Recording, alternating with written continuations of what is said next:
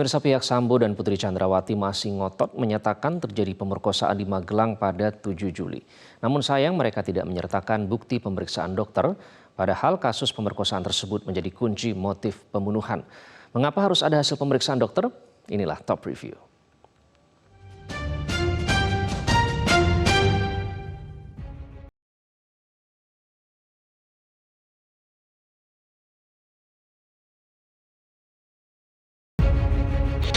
Sidang kasus pembunuhan Brigadir Yosua dengan 5 terdakwa, yakni Ferdy Sambo, Putri Chandrawati, Richard Eliezer, Ricky Rizal, dan Kuat Ma'ruf kembali digelar di Pengadilan Negeri Jakarta Selatan.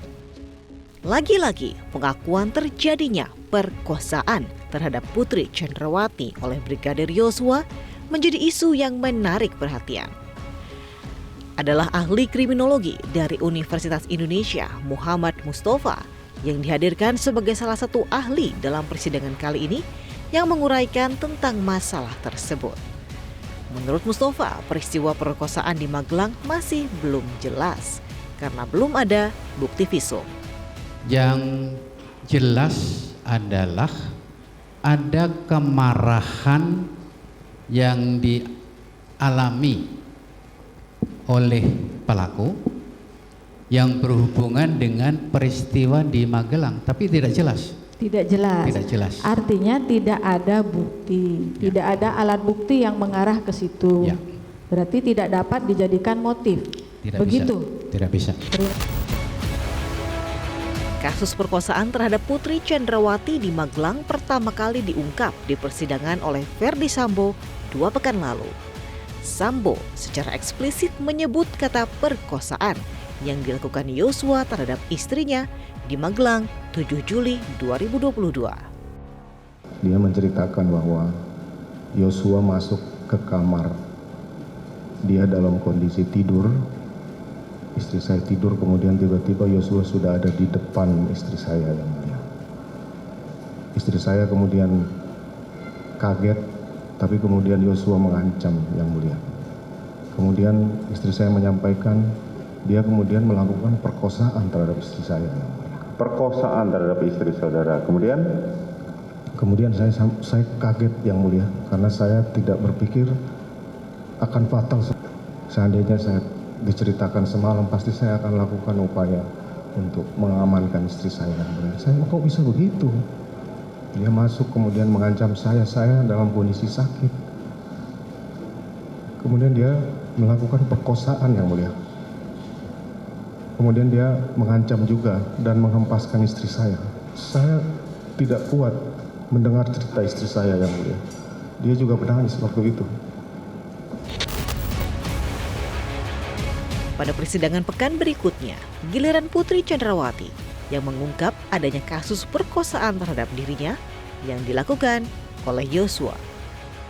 Yang terjadi adalah memang Yosua melakukan kekerasan seksual, pengancaman, dan juga penganiayaan dengan membanting saya 3 kali ke bawah. Itu yang memang benar-benar terjadi.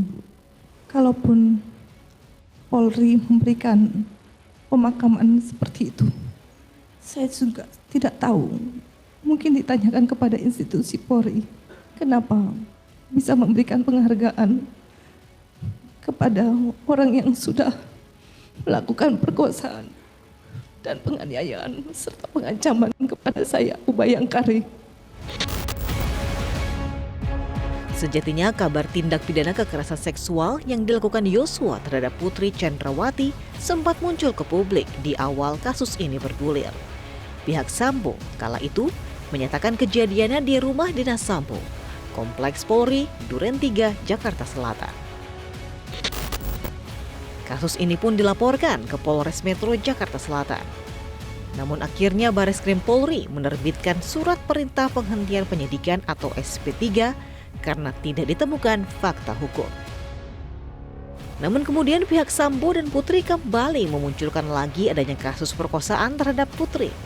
Namun lokasinya bukan di Duren 3, tapi di Magelang pada 7 Juli. Ahli kriminologi dari Universitas Indonesia, Muhammad Mustafa, menegaskan bahwa bukti visum mutlak dibutuhkan karena dalam kasus perkosaan, satu alat bukti tidaklah cukup. Bagi seorang perwira tinggi polisi, dia tahu kalau peristiwa perkosaan itu membutuhkan bukti dan saksi. Ya. Satu alat bukti tidak cukup dan harus ada visum yang diperoleh. Tapi tindakan-tindakan itu tidak dilakukan. Tidak dilakukan. Meminta kepada Putri untuk melakukan visum agar supaya kalau mengadu kepada polisi alat buktinya cukup. Menanggapi keterangan ahli kriminologi terkait perkosaan, terdakwa Putri Chandrawati dan Ferdi Sambo sama-sama mengaku kecewa. Dan saya juga menyayangkan kepada Bapak selaku ahli kriminolog hanya membaca BAP dari satu sumber saja, karena saya berharap Bapak bisa memahami perasaan saya sebagai seorang perempuan korban kekerasan seksual, pengancaman, dan penganiayaan. Terkait tanggapan kejadian di Magelang yang tadi ahli menyampaikan bahwa tidak mungkin itu terjadi, saya pastikan itu terjadi dan tidak mungkin akan saya berbohong masalah kejadian tersebut karena ini menyangkut istri saya. Masalahnya pihak Sambo dan Putri tidak menyertakan alat bukti berupa hasil pemeriksaan oleh dokter terkait dengan pengakuan terjadinya perkosaan tersebut. Kekerasan seksual yang kita maksud adalah perkosaan ya, karena itu eksplisit yang diucapkan oleh Putri Chandrawati dan Ferdi Sambo. Nah, mari kita buka Undang-Undang Tindak Pidana Kekerasan Seksual. Di dalam salah satu pasalnya terang benderang bahwa pembuktian terjadi atau tidak terjadinya perbuatan pidana seksual tergantung pada 3 hal. Pertama, keterangan saksi dan atau korban. Yang kedua adalah keterangan dari ahli, misalnya pemeriksaan psikologis. Dan yang ketiga adalah keyakinan hakim. Nah, kalau kemudian kita berfokus berbicara tentang unsur yang kedua, yaitu keterangan ahli dalam hal ini adalah pemeriksaan, maka mari kita buka terlebih dahulu apa sesungguhnya definisi hukum tentang perkosaan itu sendiri.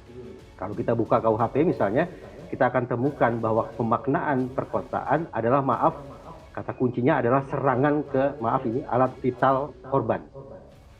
Serangan alat vital ke alat vital korban. Dengan definisi sedemikian rupa, maka mudah kita pahami bahwa keterangan ahli yang paling relevan, pemeriksaan yang paling jitu untuk sekali lagi membuktikan ada atau tidaknya perkosaan, tak lain tak bukan menurut saya datang dari ahli kedokteran forensik.